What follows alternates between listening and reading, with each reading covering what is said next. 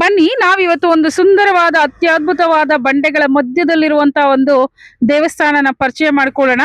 ಈ ದೇವಸ್ಥಾನದ ವಿಶೇಷತೆ ಏನಂದ್ರೆ ಇಲ್ಲಿ ಬಂಡೆಗಳ ಮಧ್ಯದಲ್ಲಿ ರುದ್ರಮುನೇಶ್ವರ ಸ್ವಾಮಿ ಉದ್ಭವ ಲಿಂಗ ರೂಪದಲ್ಲಿರುವಂತಹ ಒಂದು ಸ್ಥಳ ಇದು.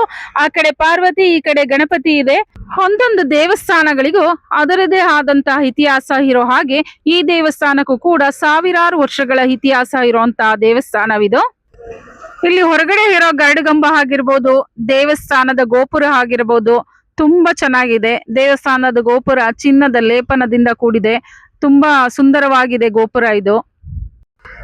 ಈ ದೇವಸ್ಥಾನದಲ್ಲಿ ಒಬ್ಬರು ಋಷಿ ನಿರ್ಮಿಸಿದಂತ ಒಂದು ಕೆರೆ ಕೂಡ ಇದೆ.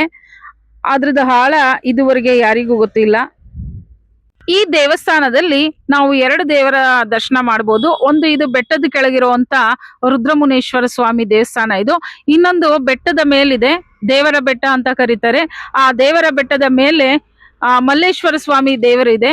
ಆ ವಿಡಿಯೋನ ನಾನು ನೆಕ್ಸ್ಟ್ ಹಾಕ್ತೀನಿ. ದೇವಸ್ಥಾನ ಎಲ್ಲಿ ಬರುತ್ತೆ ಅಂದ್ರೆ ತಮಿಳ್ನಾಡು ತಳಿ ಎಂಬಲ್ಲಿ ಬರುತ್ತೆ. ದೇವರ ಬೆಟ್ಟ ಅಂತಾನೆ ಕರೀತಾರೆ ಇದನ್ನ. ಯಾರೆಲ್ಲ ಇದುವರೆಗೆ ಈ ದೇವಸ್ಥಾನಕ್ಕೆ ಭೇಟಿ ಕೊಟ್ಟಿಲ್ಲ, ಒಮ್ಮೆ ಭೇಟಿ ಕೊಡಿ. ಅದರ ಅನುಭವ ನಿಮಗೆ ಆಗುತ್ತೆ.